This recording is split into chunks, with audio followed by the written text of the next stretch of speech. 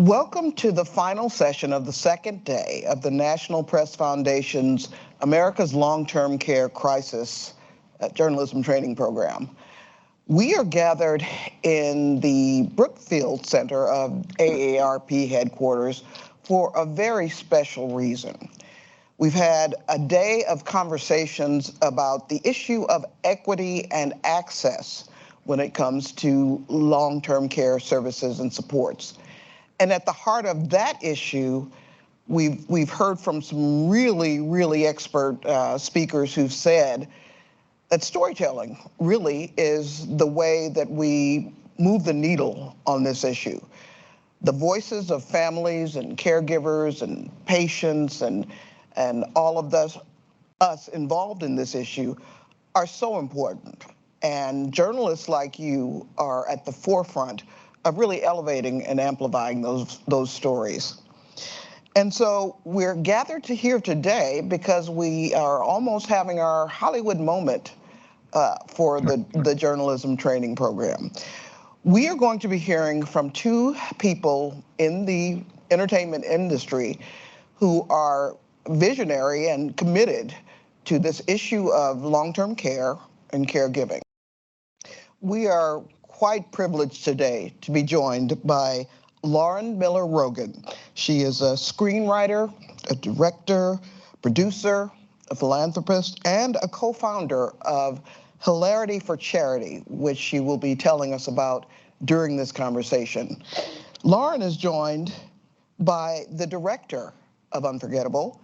He is an actor with a storied career in Hollywood, but he is also a director and a documentarian, James Keach. Lauren and James, thank you both so much for joining us today. Thanks for having us. Nice to be with you. You probably heard me say that we have been focused today on storytelling. And so I thought the best way for us to enter this conversation was to ask both of you to tell us about possible early life experiences that may have foreshadowed your focus or your interest in this issue now. Could we start with you, James? Yeah, I did a movie a few years ago called Glenn Campbell, I'll Be Me, and it acquainted me with the reality of Alzheimer's and what people go through. I thought we were going to do 7 shows. I'd made a movie called Walk the Line, and I thought we were going to I was asked to do this, follow Glenn for 7 shows. It turned out to be 2.5 years, so I got to see his journey up close and very personal in caregiving. And simultaneously, well, actually just before that, my father had congestive heart failure, and that lasted for about 2 years. And so I got, on a very personal basis, what it was to be a caregiver with my dad and ultimately my mom later. And then on a professional level with Glenn. And my dad always said to me, the one thing he abhorred was folks that were indifferent and apathetic to the plight of others. And so I really believe that my mission right now as a storyteller is to tell stories of people who are not indifferent and apathetic. And that's why I was really touched when Lauren and Seth asked me to get involved with this project, because I have tremendous admiration for what they've done, and also tremendous compassion for what they've been through and their family. And I find them kind of inspirational. So, James, you also mentioned, though, that in your childhood and your youth, you also had some experiences of family dealing with dementia. Is that correct? Yeah. My aunt had it for 20 years. Lauren, tell us about your early experiences or acquaintances with this issue. Yeah, unfortunately, I can't remember a time in my life where Alzheimer's wasn't a part of it. My grandfather, my mom's dad, was diagnosed before I was born, and my grandmother cared for him, and he passed away when I was 12. And then a few years after that, my grandmother started showing signs of dementia, and I watched my mom care for her, and she passed away. She was in her mid-70s, and I was 18 then. And then when I was 22 and my mom was 52 at my college graduation, she started repeating herself. And she was diagnosed, with early onset Alzheimer's before her 55th birthday. And yeah, I would say that my whole life was a runway leading up to doing this work that I do now, for better or worse, I guess. We have actually been exploring with all of our speakers the moment at which they knew that as much as they loved and cared and supported for their family member, that they simply needed to get outside help. And so can you tell us a little bit more, Lauren, about when that reality hit you? Yeah. So my dad was my mom's full-time caregiver. He retired early from his career to take care of her. But I would say, a few years into her diagnosis, maybe she was 57 or 58 at this point, it became clear that taking care of her was taking such an extreme toll on him that his health was going to become an issue slash had already, the signs were showing. And, but he is a very, hardworking, proud man who, can handle a lot and was resistant. And I would say that my husband and I and his parents sat down with him. We had all gone to visit shortly after our wedding, actually. And said, look, this is not a sustainable situation. You have to allow some help in. Otherwise, we're going to lose you before we lose her. And so he, was okay to having some care come in. And fortunately, we were in a position that we could afford that. And it grew from there to eventually, for the last 8 years of her life, she had full-time, round-the-clock care at home, which is, an incredible situation if that's your choice. And we were lucky to have that. It's not the reality for a lot of people. But, it was a journey from watching my dad, who was a beautiful caregiver, who did an amazing job, did everything he possibly could. It wasn't enough, and it was killing him. So, yeah. Well, that had to have been extremely difficult to watch. James, I was absolutely fascinated by your recounting of your initial entry into the Glenn Campbell Project. Can you restate that for the journalists and tell us how it really broadened your awareness of this issue? Well, I think, Lauren, you guys heard me tell this story before. It's a great story. It's an amusing story, but when I was asked to do the film on Glenn, I was told that he had Alzheimer's, and I immediately got scared and said, I don't even want to know what the word means. I didn't know it. I hadn't known anybody with my aunt, like I said, but she was in Texas, and I wasn't part of the caregiving team.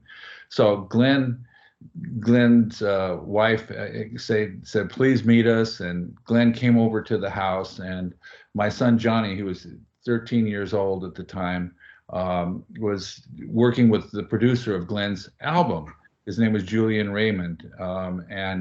And Julian was the one that said, please meet Glenn.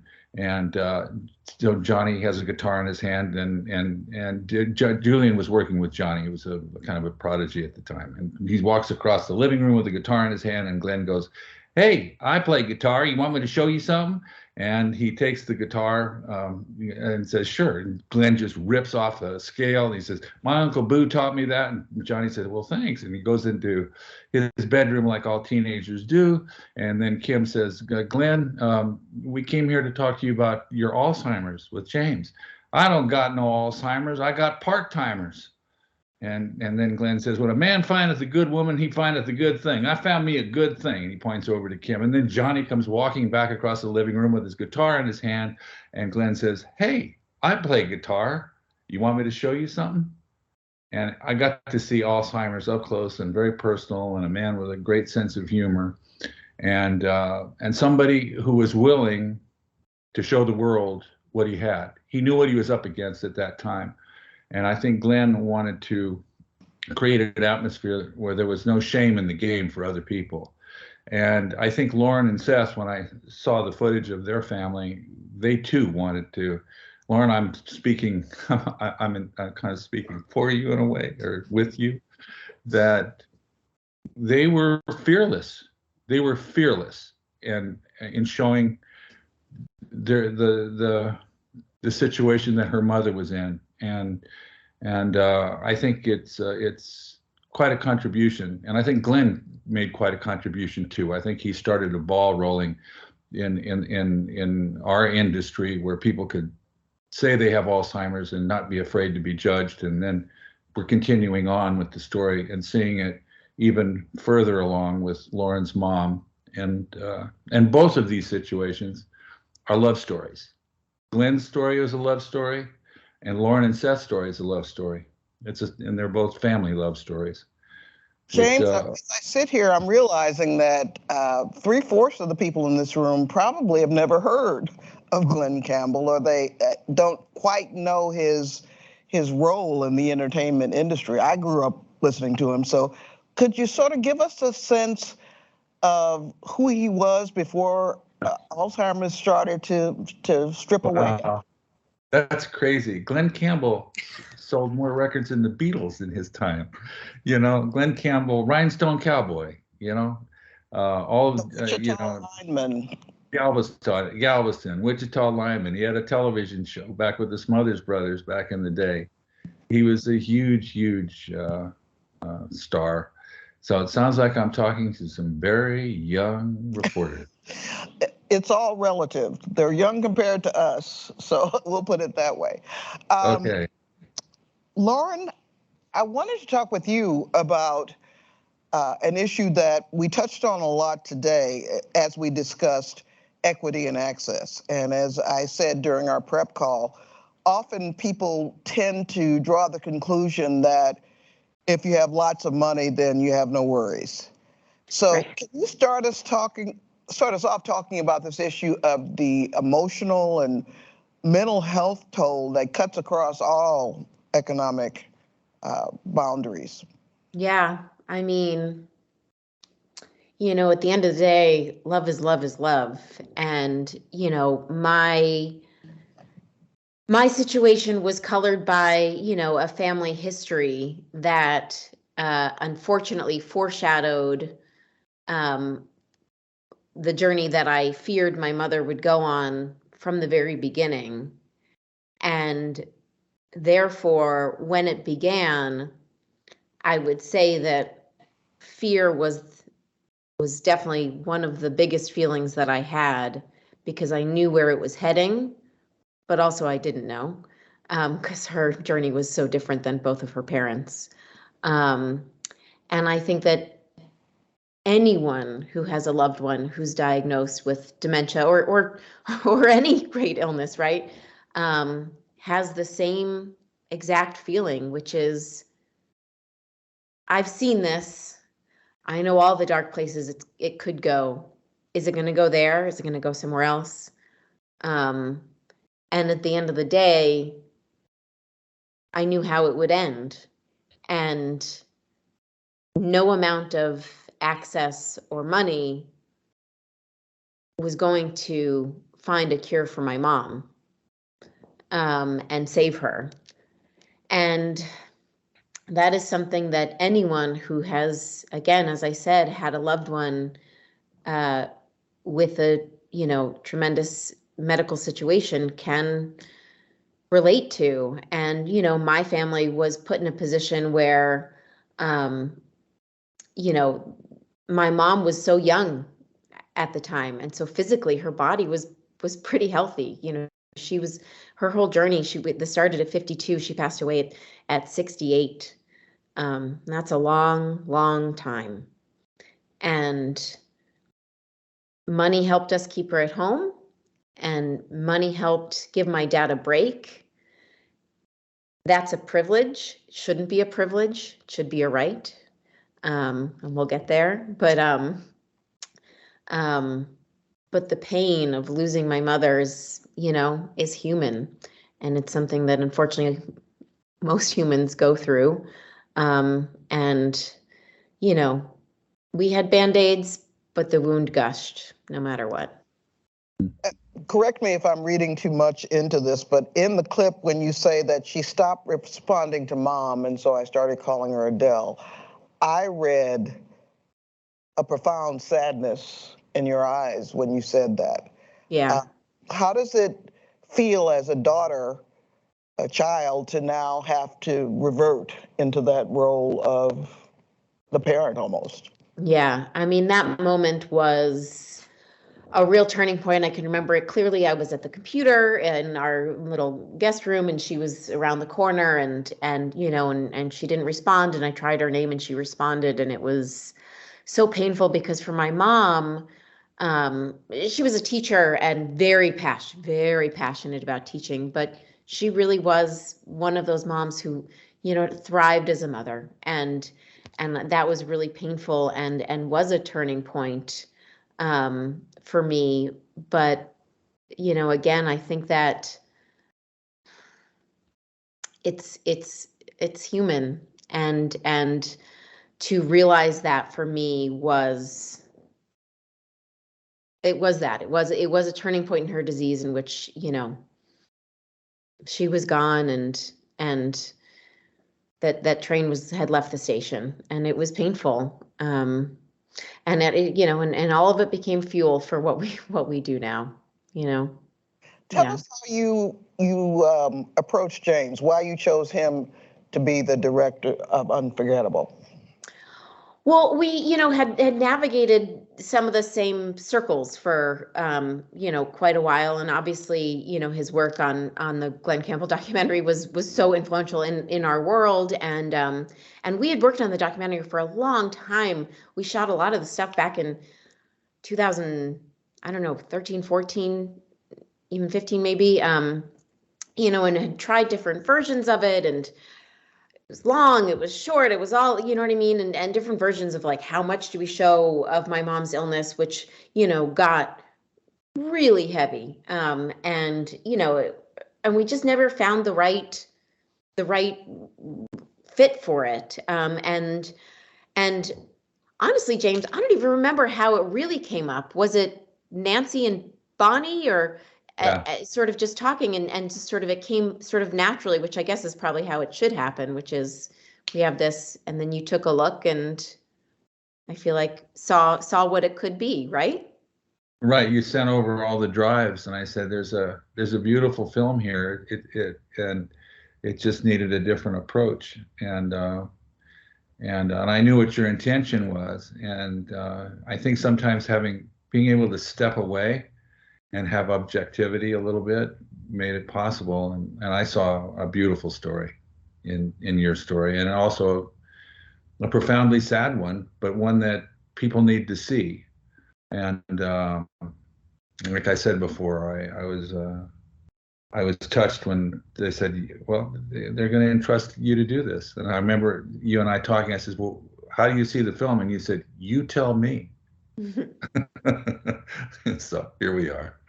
So I imagine then that you took clearly some of the lessons that you learned in doing the Glenn Campbell documentary. Can you tell us how that may have helped you in the most, if you will? Well, I actually think it's kind of an accumulation of making a lot of different movies. I did Linda Ronstadt, who had Parkinson's. I did The Turning Point, which is about research scientists finding a cure for Alzheimer's. I all of a sudden found myself, after doing Walk the Line, doing music docs, and then music docs into the Alzheimer's world. And now, I guess this is the mission I'm supposed to be on right now. But one of the things I discovered, and I tell this story often about Walk the Line, is that Joaquin Phoenix had a lot of drug scenes in the movie. And when you ask the audience, what are your favorite scenes and what are the things you like the least, that was he was brilliant in these scenes. But they said, a little bit goes a long way. And one of the things that I discovered, Lauren, they were fearless in shooting their mother and showing the disease, but the thing that I wanted to do with her mother that I didn't get from I wanted to fall in love with her. I wanted to know who she was before this horrible thing happened. And so they'd been filming for years. I mean, you've got your family, the archival materials going back to their childhood is fantastic. So we spent hours and hours looking at all this footage, and I said, this is a beautiful, beautiful story that has this ending, this unfortunate, but importantly, we need to show this story. This is what Lauren's intention was originally, is to show. You guys called it, this is Alzheimer's, or I think that's what you called it, and you wanted to see it up close without shame, and also educate young people. And that's the other thing that I found so inspirational about what they were doing, is they wanted to inspire young people. They wanted to teach my kids what we might be up against, or in Lauren's case, much younger, what they might be up against. And that was the mission. And so all these other films, including Walk, taught me a little bit about how to tell a story. And I often use Patty Chayefsky, who the audience is not going to know who I'm talking about, just like they don't know who Glenn Campbell is, but he was a great, great screenwriter. And he said, very simply, who is your hero? What do they want? And what's preventing them from getting it? And the hero in this case is the Rogans, Miller family. What do they want? They want their mother to be cured of Alzheimer's. And what's preventing them from getting it? Alzheimer's. I'm going to open this up for the journalists soon, but I cannot resist hogging it a little bit more to ask or to remind the journalists that James has made a very good point, and that is, in storytelling, sometimes you have the leisure or the ability to create the ending that you want. In this topic, the ending is the same for everyone.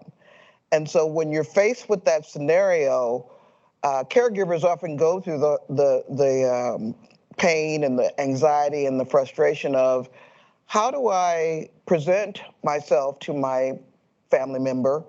How do I respect them? How do I honor their personhood even as they slip away? And so, Lauren, before we turn it over, I would love for you to give us some insight into how you may have struggled with this need to meet her where she was, but also wanting to respect what personhood remained. Yeah, in the early years, my mom didn't want us to tell anyone about her diagnosis. And she, was still teaching for the first year or two after her diagnosis, I think. And, but the signs were really there, and it was hard for me. I am, what my friends and I call a share bear. Like, I'm a storyteller. And so I've always shared with, close friends what's going on. And it was really hard for me to keep it a secret. My mom just felt so much stigma, and after seeing her parents go through it, like, I can only imagine the fear that she had. Right. And so I understand where she was coming from. But truly keeping it a secret was eating me alive inside. It was painful.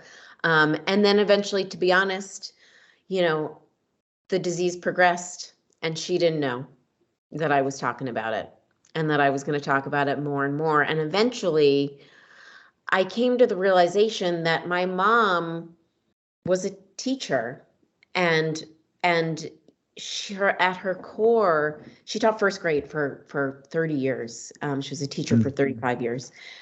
You know what I mean? And so to her, learning and supporting people was so core to who she was, and that if she had a microphone to teach someone something, she would take it. And I just made the choice eventually to be like, you know what? She'd want to say, F you to this disease. Let's do what we can. Let's teach people. Let's fight back, because that's who she was. And so I made that leap, and now I know for sure absolutely, without a doubt, that she would be so proud, so okay with me shouting it as loud as I've shouted it. And you know, and honestly, I know she would be shouting along with me if she could be. So so yeah, it was a journey to get there, but yeah. Let's open it up. Do any of you journalists have questions for James or Lauren? Start with Alex. Yeah. Hey, Alex Lowe with NBC News. You know, Lauren, having worked with you and your team, and I see Bonnie in the Zoom lurking there. Hey, Bonnie. You know, I know that so much of your ethos is finding joy despite difficulty, right? With all the work you've done with Hilarity for Charity. James, you talked about this a little bit, but I'm curious to hear from both of you as to what were things you did, whether it was, you know, during the shoot or during the edit, to try and achieve that vision of showing joy despite difficulty, and why that was so important for you to achieve in the film. James, you want to go first, or should I? You should. You know, I think that, you know, my husband always says if we were bakers, it would be called baking for charity, you know, but we're not. We're, you know, and so to us, I think that comedy comes as a natural, you know, passenger on this ride with us. And I don't think we could do it without it. And, you know, and God, like Alzheimer's is, it is just so awful, you know, and sometimes when things are so awful, you just have to laugh. And that is, you know, a caregiving tool. And, you know, I think it's just for us, the way that we could naturally approach this subject that was so heavy, is because it was who we were. And it just, it helps in, you know, just talking about something that is just so terrible. And that's who we are. And I think that, you know, and James, I'll let him chime in, but, you know, anything we do at HFC has a touch of levity to it in some way or another, because again, it's just sort of, that's who we are. But I don't know, James, did you put a special comedic lens on when you were in the cutting room? Well, I think I was always looking for the comedy. I was always looking for the laugh. Yeah, but you know, I think it's a careful balance, because if you have jokes, people cracking jokes about people with dementia, some people can get very offended by that. Whereas people who've been through it and can talk about stories of their mother opening of their Christmas present 5 times and thanking them 5 times, you know, that can be a warm, funny moment. But the same person screaming at them over and over again, where, you know, what's for dinner, so that's not funny. So, you know, it's a careful balance. And I always look for, you know, I look for great characters, you know, and what you and your brother and your dad and the caregiver, these are all wonderful characters. And so that's the deep dive for me as a filmmaker. I go and look, what's the character, and what's their intention, you know, and how can we ultimately get to that intention? And of course, in a very serious story, you always look for the levity, but more importantly, you look for the compassion. You look for their intention is people. And so the connectivity that I can have I'm actually trying to teach myself by learning from you. I'm trying to learn more about how to behave towards somebody who's got Alzheimer's. That's what I learned from you guys, and from your dad and your brother and you, Lauren. I learned how you're supposed to behave. I learned that from the Campbell family. And so as an audience, I become the audience as a director. And that's what I try to, you know, to engender to the audience. And it's really wonderful that AARP, you know, bless them, came and helped us facilitate putting a great team together. And here they're doing it again. They're continuing to carry the message. So anyway, I hope that made my point clear. Yeah, funny is money, that's for sure. That's for sure. Funny is money, but we need if we can create, and that's what you guys are doing. You're funny. You're trying to get more money for caregiving, which is really great. Hi, my name is Whitney Downard. I'm with the Indiana Capital Chronicle.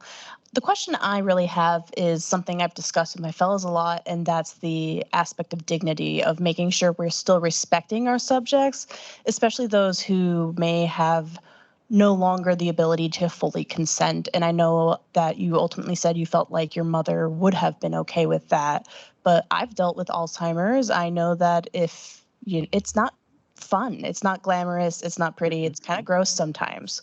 So how do we make sure we balance conveying the reality of that with also keeping the dignity? Yeah. I mean, it's a balance. It's exactly what you said, which is you have to like pick and choose and keep a close eye on, all the little teeny tiny things that make the disease as ugly as it is. And sort of, decide what is important, what is not important, right? And so, my mom, there were a lot of ugly parts of the disease, and I think that my family together, I would say we were the sort of final line on what exactly we could include that she would be okay with, while maintaining her dignity. I was going to go into detail, but I feel like that wouldn't be maintaining her dignity if I talked about the things we didn't include. I think that there's a lot of conversation, and we talk about some of this darker moments, rather than showing them, but also show a few of the dark moments in a way, where perhaps it's not as on screen for so long, and James helped us balance that out as well. But it's a conversation with the people that loved her, I guess, at the end of the day. And as long as we all feel like she is honored, and that, she would be behind it, then that is what you go with. Question here.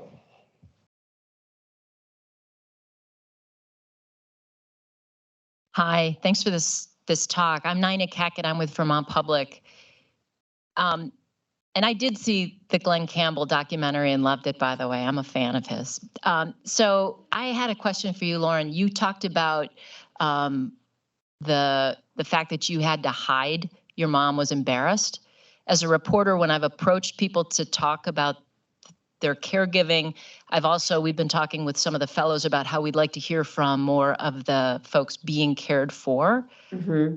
But I find it really difficult sometimes because people are embarrassed, or family members. How, since coming out with this film, have you heard from people that said, wow, this made it easier for us to talk about it or be honest? Or Oh, definitely. I mean, I think that, our mission from the beginning has been to be very sort of honest, and just sort of, make talking about this disease normal, and to just sort of be very honest about it, and to really just communicate, again, with, keeping some things private, but really just being quite honest, because we're all humans, and everyone is faced with something terrible. No one gets through this life without, some sort of shit coming their way at some point. And so, keeping it a secret, again, to me, is not helpful to anyone. And I wanted more than anything to feel understood, to feel seen when I was in those early years. When I was 25 and my mom had Alzheimer's, and I didn't know anyone whose mom had Alzheimer's at that point. And I was like, I am so alone, until I joined a support group. And there were other people in that group, and they were in the same boat as I was in, because it was a group for young people.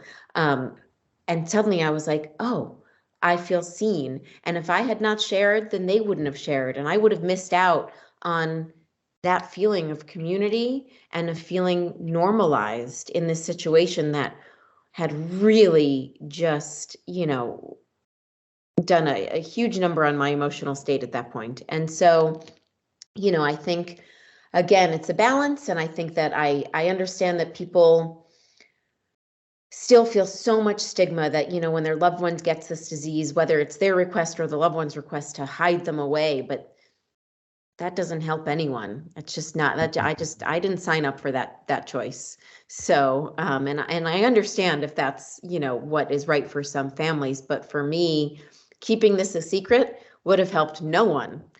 Talking about it has helped thousands. One more question, and then I want to jump back in to the fray. Hi, Andy Richards, NJ Advanced Media. Lauren, I have a couple questions for you. I think you mentioned that your mom worked for a couple of years after her diagnosis. How did she go about even getting diagnosed? Yeah. So, again, unfortunately, my family history, as soon as the sort of repeating of stories began, well, I shouldn't say as soon as, because that happened and literally I didn't say anything about it for like almost a year. And of course, it kept happening over that year.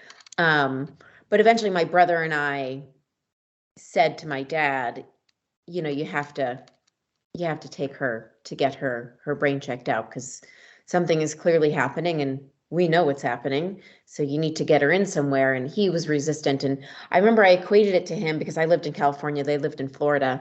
And so I would see her every couple months. And I said, how when you see a baby every day, you don't notice it growing. But when you see a baby for 3 months and then you don't see it again until it's 6 months, you're like, oh my God, it's huge. That's how it was when I would see my mom. Oh, she repeated a little bit. And then 3 months later, repeated a lot more and a lot more. And so anyway, so he took her, to I can't remember exactly, a few places, and eventually to an excellent doctor at University of South Florida, and got a this was 2004 or five, I want to say it was, could have been 6, but, a diagnosis then is a lot different than now. And, so it wasn't as clear as one's diagnosis could be today, which isn't even all that clear. But that's how we did it. It was, family history, process of elimination. And I'll add, by the way, that when my mom died, we donated her brain, and she had Alzheimer's, Parkinson's, and Lewy body. Wow. So, that diagnosis is, done from an autopsy, not when someone's living. So anyway, to answer that question, that's how that happened. And then, yeah, but at that point she had been teaching for so long. Her school, they had such a, beautiful relationship and a lot of respect for her. And so they made her a specialist, and she worked one-on-one with kids, which she was able to do because someone in the early stages of Alzheimer's is very, able to participate and has moments where they can fully show up. And she was able to in that way until, a year or two later when she wasn't. So, yeah. Thank you. I guess the second part of my question, my mom also has dementia. And, you say you have a family history. I know I worry that I'm going to have dementia. Is that a concern for you? Oh, absolutely. Living a brain healthy lifestyle is a huge part of my life. I mean, we could talk about it for an hour, but, we at HFC, we care for caregivers and we provide care grants and we have support groups, but the other side of our work is in the area of brain health. And a lot of our research is in the area of brain health and teaching young people how to live a brain healthy lifestyle. And we've created coursework for high school and college students to teach them about brain health, because everyone with a brain is at risk for developing dementia. Obviously there are different factors as far as our genetics go. Of course, the family history increases it depending on what genes your family members have.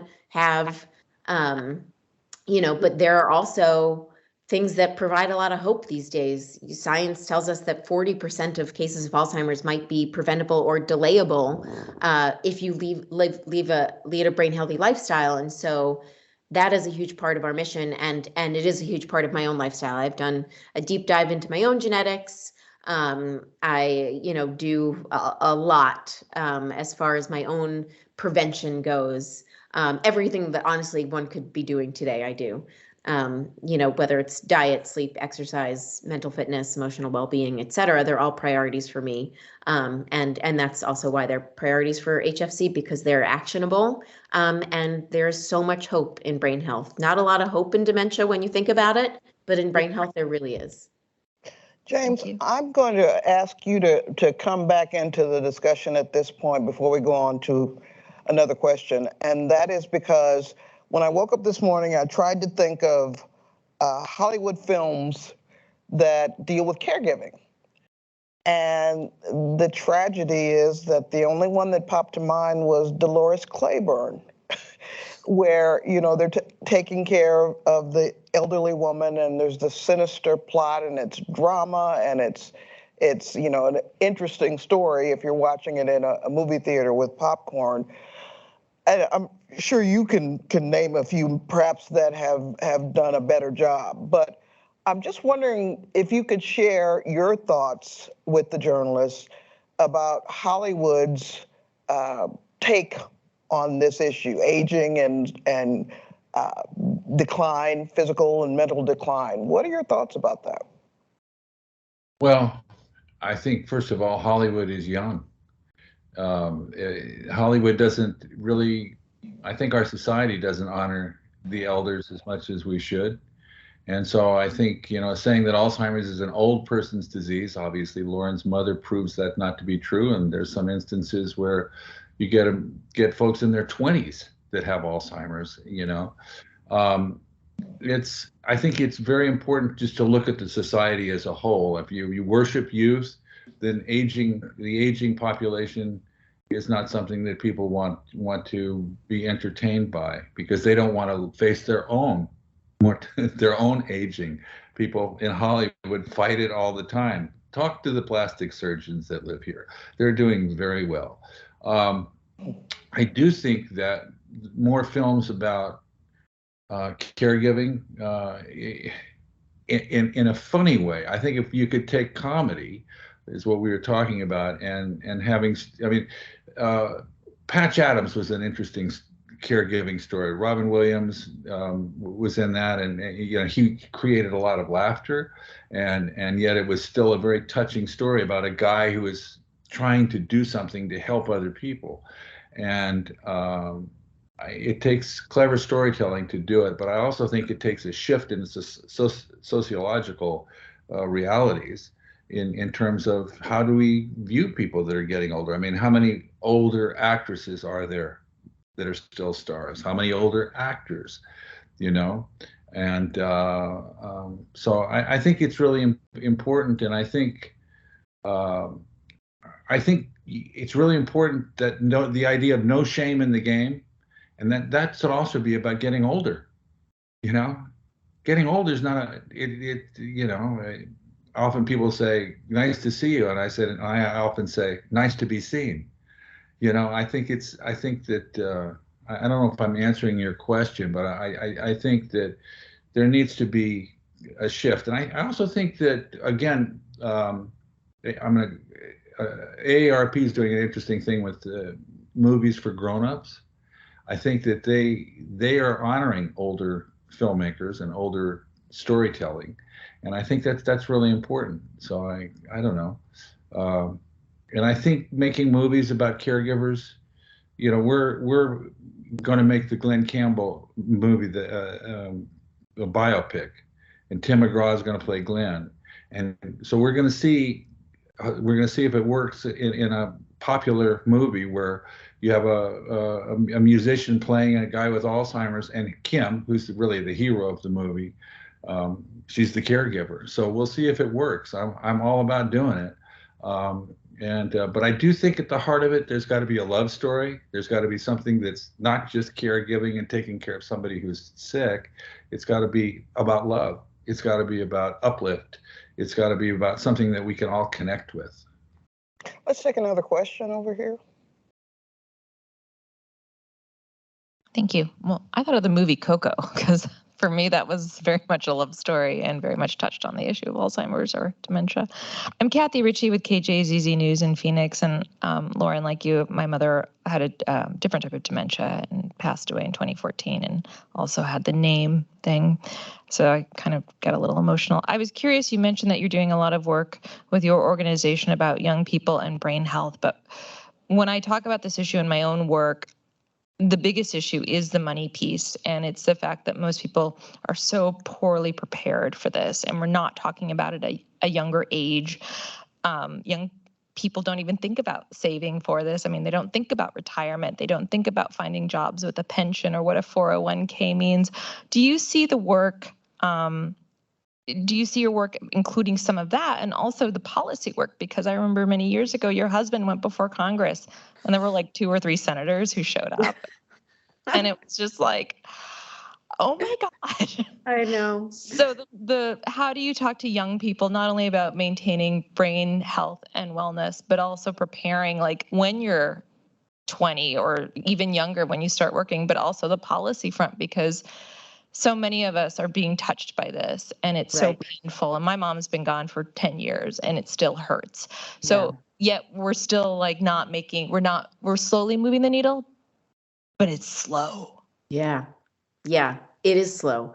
I would say, honestly, this documentary is an attempt to move the needle. I think that young people, unless they've had dementia in their family, it is impossible for them to understand what care is needed to take care of someone with dementia. And so, honestly, one of the goals of this documentary is to give young people or anyone who sees it an understanding of this is the reality here for the millions of people who are caring for loved ones with dementia. And so, I think that it all starts from awareness, right? And so we have to start telling those stories. We have to be honest about it. We need more caregiving stories in movies. We are producing a movie that is a caregiving story. That is how it begins. Care, should be a societal responsibility, not a personal one. There are organizations on the front lines of policy. I think you guys heard from Aijen Poo, perhaps, did you? Yeah. People like her are really on the front lines of care policy. And we show up to, I would say, lend our advocacy whenever we can, because we have the stories. We have the connections with the caregivers who are living it day in and day out, who can be like, this is why we need better policy. This is why we need protections for caregivers. And so that is our attempt, and I think that, on the brain health side of things, it's actionable. A young person can live a brain healthy lifestyle. It's generally free to live a brain healthy lifestyle. I would say food is probably where the inequity comes in, and not everyone has access to healthy food choices. And that is a problem, not just really as it relates to dementia, but across the board, of course. But things like sleep, exercise, mental well-being, emotional fitness, those are things that you can work on and are actionable. So I think that young people really can dig into that and it makes sense to them. Whereas if they have not been in the front seat to care, they can't quite understand it. So yeah, I hope that answered your question. Here's a question over here.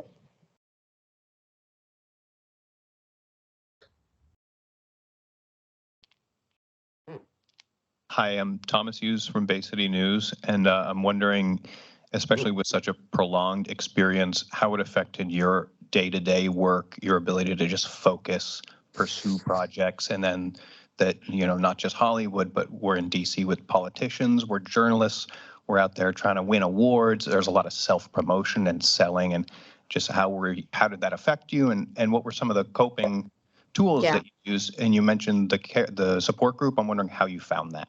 Yeah, it affected me greatly. I was real dark. And I was in my mid-20s. So like literally as my career was, supposed to be taking off, my mother's disease was taking off alongside of it. I was,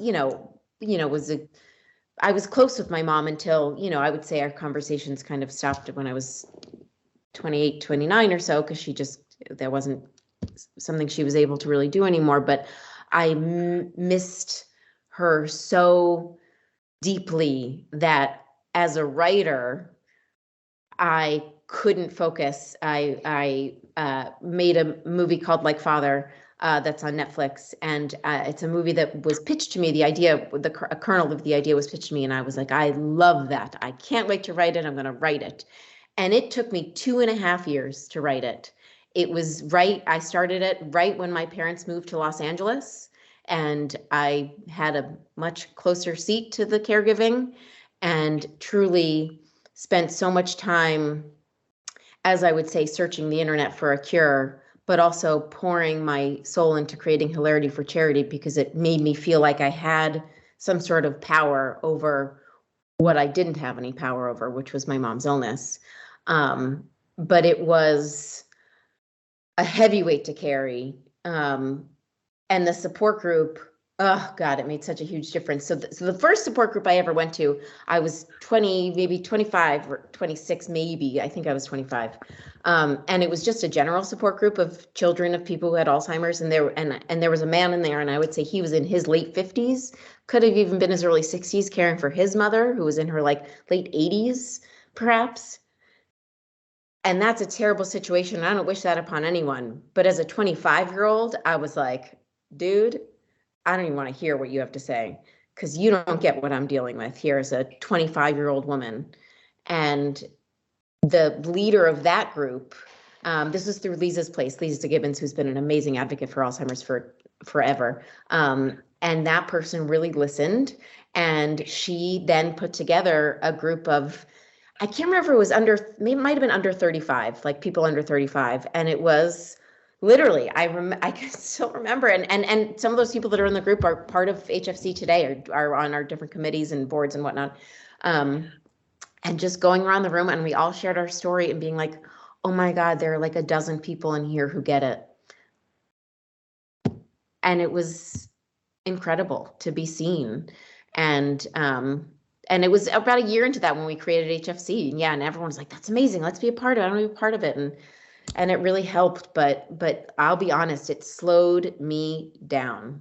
My career slowed me down so much.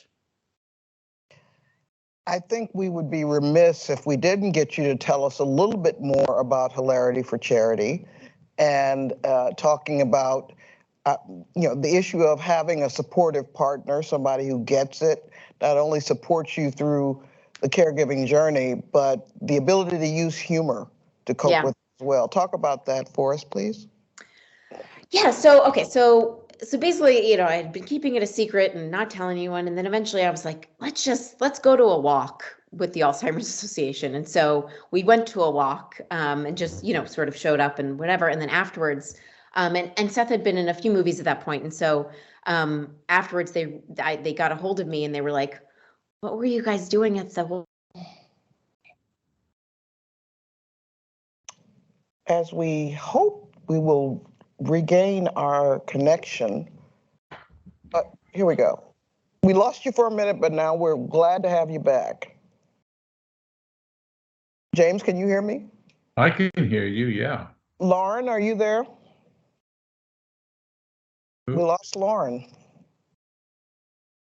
Well, while we wait for her to come back, and as we wrap up, James, I'd like to offer a story idea that I'm hoping I'll get some executive producer credit on for sharing this with you. But several of our speakers have reminded us of another way to move the needle on this topic, which would be focusing on male caregivers.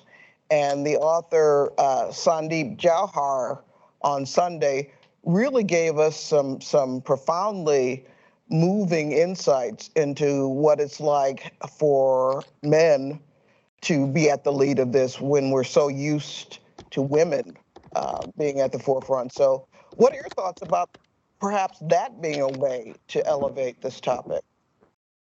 Well, first, Lauren, you're back.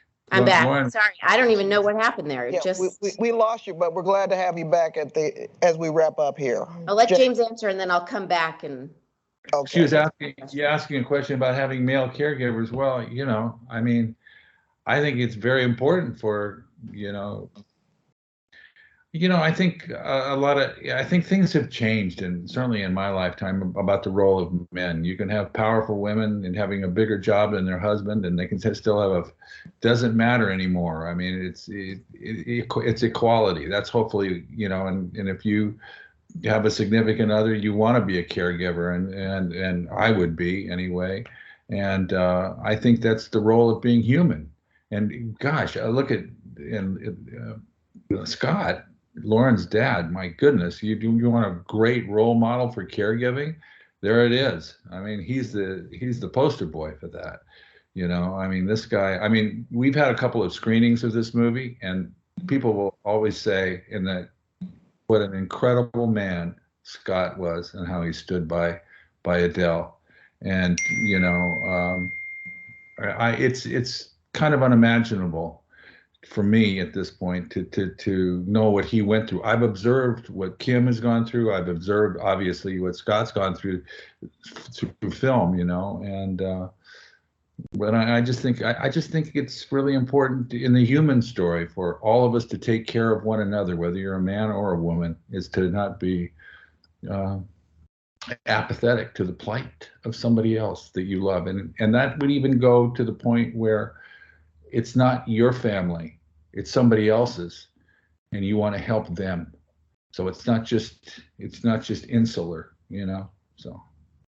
Lauren, take us out by really finishing your thoughts about Hilarity for Charity and the ability to use a high-level platform to raise this issue. Yeah. So hopefully I don't even know what happened there, but anyway, so basically, they were like, what are you doing there? And so we were like, well, we told our story, and so basically sort of tiptoed in the world of advocacy for a couple years. And then a friend came to us and said, let's have a fundraiser. Let's raise some money. And so we threw the first event, just sort of not having any idea what we were doing, making it a comedy event because that's what we knew. The people we knew were comedians. So therefore they were the people we could ask to help us with this. And in that, in addition to the people in my support group that I knew at that point, I was contacted by so many young people who were like, this is my family. This is my family. I'm 27. I'm 24. And it was like, oh, God, I am so far from alone. Let's do something here to help young people find a voice, find some sort of hope in all this darkness. And so, we threw fundraisers and sort of started forming our programs, and then became our own 501c3 in 2018. Really formed our own organization then, and eventually now we have a staff of incredible people, small but mighty. A staff, and created programs that I think are affecting people today and helping people today. I believe it's the government's job to fund and find a cure for this disease and dementias and treatments and cures.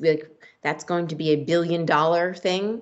But we raise the kind of money that can make a huge impact in the lives of people today. And we do that, as I said, with how we care for our caregivers with our care grants, providing actual respite care for caregivers who are caring for their loved ones at home, but also through different programming like our virtual support groups and our care events that we have. But then we also hopefully are inspiring people to take care of their brains. They say that by 2050, there's going to be 15 million people with Alzheimer's or dementia. That's a lot. If we can teach people today, 20, 30 years ahead of time, to potentially prevent that or delay that and make that number smaller, that'll make a huge impact on our society. And I feel like that's the work that we're doing. So yeah, supporting us is supporting caregivers today and inspiring young people to care for their brains for tomorrow. Would either of you like to literally close by offering your thoughts about one story you'd like to see in popular media right now that journalists in this room could do based on our conversations about the power of storytelling? Yeah, I have a list and it's hard because there's so many good ones. Best. Give us your best shot. I mean, I guess I'll go with, and it's out there, but I think it's so important, is that care is a societal responsibility, not a personal one. It just affects so many people, caregiving, and it shouldn't be on each individual family to deal with the burdens that a disease like Alzheimer's or dementia causes. And so I think I'll go with that one, James, even would though you I like? could give you more. Yeah, I think what I would like to see is people become more aware of the health disparity in our country, of folks that don't have what I have and maybe what Lauren has. And there's so many people that can't afford even to go to the doctor. And it's just not right. It's not correct. And it's a film that I want to make about health disparity and really show people and show them in the way that Lauren and Seth have showed it, from a personal point of view of the struggles that everyday people go through. And, Lauren, I'm sure you see it all the time. How do people afford having home care when somebody gets Alzheimer's, and it's not just Alzheimer's, it's all disease. And it's a situation in this country where there's so many have-nots, and they're becoming fewer haves, and we got to balance this thing out. And I think the way to do it is through storytelling and film, and that's what I want to do. Well, you have brilliantly brought us full circle from the very first conversation we had this morning about equity and access to now elevating equity and access in our work. So I can't thank you enough, Lauren Miller Rogen and James Keach, for spending the past hour talking with the journalists in the National Press Foundation Journalism Fellowship Program. Thank you both so much. Thank you. Thank you so much.